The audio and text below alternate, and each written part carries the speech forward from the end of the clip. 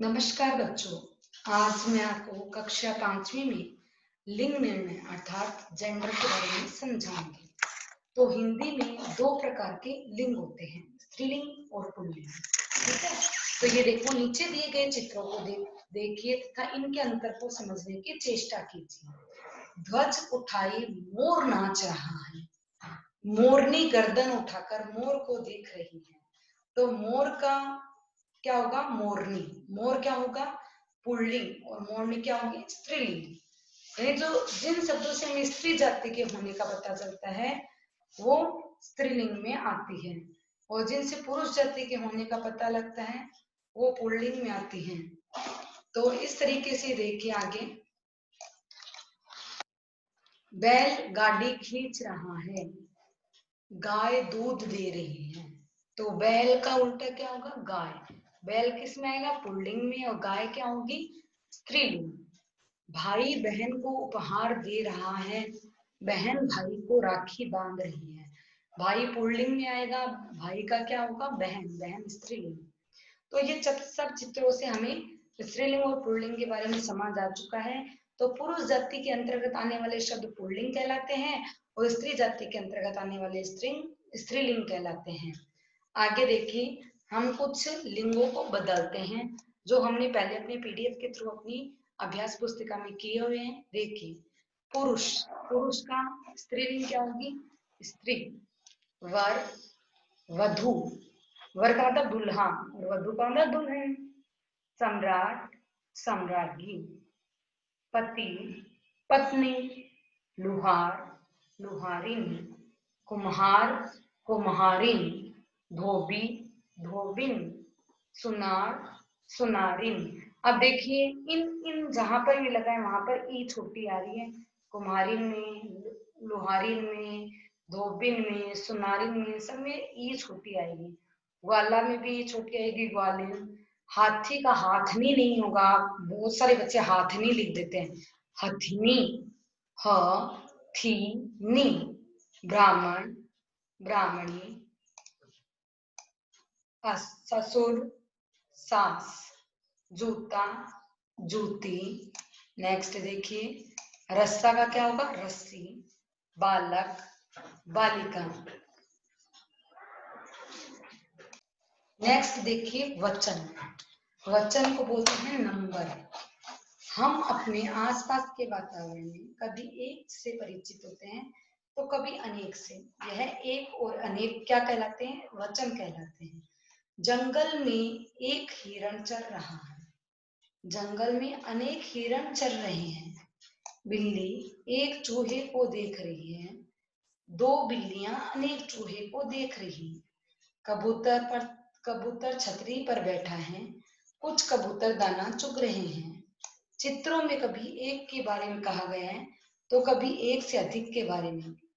तो इस चीज से हमें क्या पता चल रहा है? शब्द के जिस रूप से उसके एक या अनेक होने का बोध हो तो उसे वचन कहते हैं। ये तो हो गई वचन की परिभाषा। क्या होगी वचन की परिभाषा? शब्द के जिस रूप से उसके एक या अनेक होने का पता चलता है तो उसे हम वचन कहते हैं। वचन को हम मोस्टली रूप से 2 पार्ट में हम डिवाइड करते हैं, एक वचन और बहुवचन। शब्द के जिस रूप से एक ही प्राणी अथवा वस्तु का बोध होता है तो उसे हम एक वचन कहते हैं। जैसे आपने चित्रों में देखा, एक हिरन, एक बिल्ली, एक चूहा, एक कबूतर और एक छतरी। यदि हम सिर्फ हिरन, बिल्ली, चूहा, कबूतर या छतरी कहें तो इन शब्दों से इनके एक होने का बोध होता है, अतएव ये सभी क्या है? एक वचन है। नेक्स्ट देखिए, बहुवचन। शब्द के जिस रूप से उसके अनेक होने का बोध हो तो उसे हम क्या कहते हैं? बहुवचन कहते हैं। जैसे हमने दूसरी तरफ के चित्रों में देखा था, एक से अधिक हिरन, बिल्लियां, चूहे और कबूतर। क्योंकि ये सब एक से अधिक का बोध करवा रहे हैं, अतएव ये सब क्या है? बहुवचन है। जैसे देखिए, कुछ हम वचन परिवर्तन देखते हैं जो हमने अपनी अभ्यास पुस्तिका में पहले से किए हुए हैं, और जिन्होंने नहीं किए वो प्लीज अब अपनी अभ्यास पुस्तिका में नोट डाउन कर लें। लड़का, लड़की, लड़का से हमें पता चल रहा है एक ही लड़का, लड़के का मतलब बहुत सारे लड़के। पंखा, पंखे, कपड़ा, कपड़े, पत्ता, पत्ते, पौधा, पौधे, तोता, तोते, चूहा, चूहे, संतरा, संतरे, वस्तु, वस्तुएं, सब्जी, सब्जियां, कुर्सी, कुर्सियां, लड़की, लड़कियां, पत्ती, पत्तियां। अब देखिए जहां पर या लगाते हैं हम, ये यहां से देखिए सब्जियां से हमारा स्टार्ट हुआ है, जहां पर या लगेगा वहां पर अगर बड़ी ई की मात्रा होगी ना, जैसे सब्जी में बड़ी की, पर या लगते ही मात्रा छोटी आ जाएगी। कुर्सी में बड़ी ई की मात्रा थी, यहाँ पे छोटी आ गई। लड़की में बड़ी ई की मात्रा थी, यहाँ पे छोटी आ गई। इसी तरीके से पत्ती में बड़ी ई की मात्रा थी और फिर क्या आ गई, छोटी ई की मात्रा आ गई। इसी तरीके से देखिए यहाँ पर किताब, किताबें, चम्मच, चम्मचें। तो बेटा हमारे यहाँ तक ही हमने कॉपी में किया था, इसलिए हम वचन यहाँ तक ही करेंगे। नेक्स्ट हम अपने पोस्ट वाले सिलेबस में करें। शुद्ध वर्तनी, वर्तनी को हम क्या कहते हैं, स्पेलिंग, यानी करेक्ट स्पेलिंग। करेक्ट स्पेलिंग हमारी कौन सी है, उस पर हम चर्चा करेंगे। हमारे सामने अशुद्ध वाक्य आएंगे, सॉरी शब्द आएंगे, उसको हमें शुद्ध करना होगा। शुद्ध उच्चारण और शुद्ध लेखन का परस्पर गहरा संबंध है। अगर आप उच्चारण ही शुद्ध नहीं करते तो आप लिखेंगे भी अशुद्धि, अशुद्ध बोलोगे तो अशुद्ध ही लिखोगे। यदि हमें शब्द की ठीक वर्तनी का ज्ञान नहीं है और उसके सही रूप से हमारा परिचय नहीं है तो हम शुद्ध उच्चारण नहीं कर सकेंगे। शुद्ध उच्चारण न कर पाने की स्थिति में सही वर्तनी के साथ शब्द को शुद्ध रूप में लिख पाना हमारे लिए संभव न होगा। जब तक शब्दों को हम उनके शुद्ध और सही रूप में नहीं लिख पाएंगे तब तक विषय के प्रति हमारा ज्ञान, सारा ज्ञान क्या है, व्यर्थ है। अब आइए देखिए कुछ सामान्य अशुद्धियां हैं जो कि हम एज यूजुअल करते हैं, तो अगर हम उनको समझ लेंगे तो शायद भी गलती ना हो। अंगूठी, यहाँ पर क्या दे रखा, अंगूठी, अंगूठी नहीं होता, अंगूठी होता है। यहाँ पे अंग की मात्रा दे रखी है, अंगूठी। आजादी नहीं होता, आजादी, और जा के नीचे क्या आएगा, नुक्ता आएगा। आवाज, आवाज नहीं आवाज। आज्ञाकारी, आज्ञाकारी नहीं आज्ञाकारी। नेक्स्ट देखिए आवाज, आवाज नहीं होता, क्या होता है, आवाज। आहुति, आहुति नहीं आहुति। अग्नि नहीं होता, अग्नि होता है, यानी ग आदा और नी, अग्नि। अपेक्षा, अपेक्षा यहाँ पे लिख रखा है लेकिन अपने को ना अपेक्षा, अ की मात्रा दे रखी है, अपेक्षा, ऐसा नहीं होता, अपेक्षा होता है। अनगिनत, अनगिनत होता है, नत नहीं होता, अनगिनत। आंख नहीं होता, आंख होता है। आंधी नहीं होती, आंधी होती है। आरोग्य नहीं होता, आरोग्य होता है। आशीर्वाद नहीं होता, आशीर्वाद होता है। शी के बाद में रह आता है तो अब उन्हें अगले वर्ण के ऊपर चढ़ता है। वो गृह नहीं होता, वो ग्रह होता है। नेक्स्ट देखिए उच्चारण, उच्चारण नहीं होता, उच्चारण होता है। उदाहरण, उदाहरण नहीं होता, उदाहरण होता है। उन्नति नहीं होता, उन्नति होता है। ऊंचाई नहीं होता, ऊंचाई होता है। एडी नहीं होता, एडी होता है। औषधालय नहीं होता, औषधालय, औ की मात्रा आती है, औषधालय। कवि नहीं होता, कवि होता है। किरण नहीं होता, किरण। कृपा नहीं होता, कृपा होता है। गलानी नहीं होता, ग्लानी होती है। चारपाई नहीं होता, चारपाई होता है। क्षमा नहीं होता, क्षमा होता है। जन्मभूमि नहीं होता, जन्मभूमि होता है। त्योहार नहीं होता, त्योहार होता है। अपन एज यूजुअल में कई जगह देखा है त्यों औ की मात्रा लगाते हैं जबकि होता है ओ की मात्रा, त्योहार। अब देखिए हम नेक्स्ट अपने पढ़ते हैं मुहावरे। तो बच्चों देखिए मुहावरे, आइडियम्स, है ना। तो इसको क्या बोलते हैं, मुहावरे।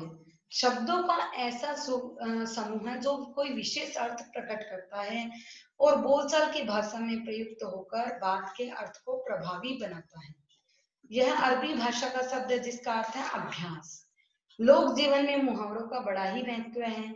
ये आम जनता द्वारा बोलचाल की भाषा में इस प्रकार बोले जाते हैं कि इनके प्रयोग द्वारा बड़ी सुंदर और चमत्कारपूर्ण अर्थ व्यंजना की जाती है। मुहावरों को सदा भावों द्वारा समझना चाहिए। जैसे आंखें दिखाना, आंखें हम तभी दिखाते हैं जब हम गुस्से में होते हैं, अर्थात आंखें दिखाना का सही अर्थ क्या होगा, गुस्सा होना। नेक्स्ट देखिए, चित्रों के आधार पर मुहावरों को समझने का हम प्रयत्न करते हैं। अब इसका बच्चे का पेट दिखाया और उसमें चूहे बैठे हैं, तो पेट में चूहे दौड़ने का मतलब बहुत भूख लगना। हवा में उड़ना यानी सफल होने पर घमंड होना। इसी तरीके से कुछ प्रचलित मुहावरे और उनके वाक्य प्रयोग हम देखते हैं। पहला, अंधेरे घर का उजाला, यानी जिस घर में अंधेरा और वहां पे छोटा सा प्रकाश हो, तो उसी तरीके से अंधेरे घर का उजाला क्या होगा, एकमात्र पुत्र। सात्विक अपने माता पिता के लिए अंधेरे घर का उजाला है। अंग अंग ढीला होना, बहुत थक जाना, लगातार कई घंटे काम करने से। अब आप क्या लिखते हो, मैंने कई बार देखा बच्चे लिखते हैं लगातार कई काम करने से मैं तो थक गया। मैं तो थक गया नहीं लिखना है आपको, आपको मुहावरा आया वो उसको वाक्य में डालना है। लगातार कई घंटे काम करने से मेरा तो अंग अंग ढीला हो गया। अंगूठा दिखा देना, जरूरत पड़ने पर मना कर देना। मोहन मुझसे जब तब उधार लेता रहता था, जब एक दिन मैंने उधार मांगा तो उसने अंगूठा दिखा दिया, यानी साफ मना कर दिया। नेक्स्ट देखिए, अंगारे बरसना, बहुत गर्मी पड़ना। अंगारे यानी गर्म, तो अंगारे बरसना यानी बहुत गर्मी पड़ना। धूप में मत जाओ, बाहर अंगारे बरस रहे हैं।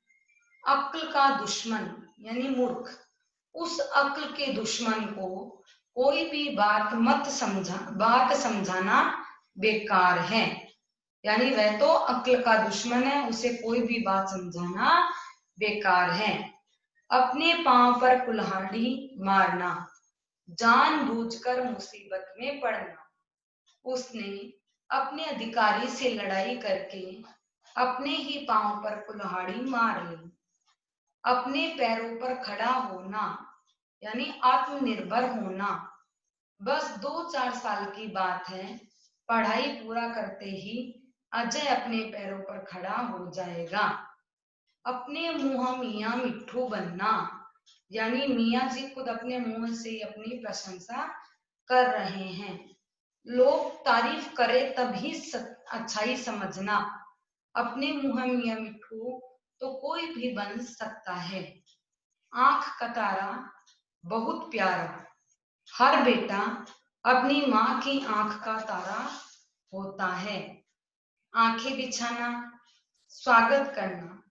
आप कभी भी हमारे घर आइए, हम आंखें बिछाए तैयार मिलेंगे। आंखों में धूल झोंकना, धोखा देना। चोर पुलिस की आंखों में धूल झोंककर भाग खड़ा हुआ। आसमान से बातें करना, हम आसमान से, हम नीचे से आवाज तो लगा नहीं सकते, तो आसमान से बातें करना यानी खुद को ही बहुत ऊंचा होना। जैसे हिमालय पर्वत तो आसमान से बातें करता है, यानी वो आसमान से बातें करने का मतलब हिमालय पर्वत खुद बहुत ऊंचा है। आपे से बाहर होना, बहुत क्रोधित होना। उसकी अशिष्टता देखकर मैं आपे से बाहर हो गया। आटे दाल का भाव मालूम होना, किए का फल मिलना। बहुत शरारत कर ली, अब घर चलो, आज इतनी मार पड़ेगी कि आटे दाल का भाव मालूम हो जाएगा। नेक्स्ट देखिए, ईंट से ईंट बजाना, नष्ट भ्रष्ट कर देना। क्रिकेट मैच में भारतीय टीम ने विरोधी टीम की ईंट से ईंट बजा दी। ईंट का जवाब पत्थर से देना, यानी शत्रु को करारा जवाब देना। जब तक आतंकवादियों को ईंट का जवाब पत्थर से नहीं दिया जाएगा तब तक उसको समझ नहीं आएगी। आप लिख सकते हो, जब जब तक चीन को उसकी भाषा में जवाब नहीं देंगे, या जब तक चीन को ईंट का जवाब पत्थर से नहीं देंगे तब तक उसको समझ नहीं आएगी। ईद का चांद होना, बहुत दिनों बाद दिखाई देना। अरे भाई रमेश, कहाँ थे तुम? तो ईद का चांद हो गए हो, दिखाई ही नहीं देते। उड़ती चिड़िया के पर गिनना, यानी चतुराई है दिखाना, बहुत चतुर होना और दूसरे के मन की बात को जान लेना। हमें धोखा देना आसान नहीं है, हम तो उड़ती चिड़िया के पर गिन लेते हैं। नेक्स्ट देखिए, उल्लू सीधा करना, यानी मतलब निकालना। वह किसी के काम आने वाला नहीं है, बस हर समय अपना उल्लू सीधा करने में लगा रहता है, यानी अपना स्वार्थ सिद्ध करने में लगा रहता है। तो बच्चों, आज हमने मुहावरे, अशुद्ध वाक्य को शुद्ध करना और लिंग और वचन, ये चार चीजें हमने पढ़ी हैं। इन चारों चीजों को एक बार अपने अच्छे से रिवाइज करना है। ये सारी चीजें हमारी पहले भी पढ़ी हुई है, और अगर नहीं पढ़ी हुई है तो भी बेटा आप इसको पढ़ के अच्छे से लर्निंग करें टेस्ट के लिए। और अगर आपकी अभ्यास पुस्तिका में ये कार्य नहीं किया हुआ तो आप करके अपनी सब्जेक्ट टीचर को सेंड कर दें। धन्यवाद।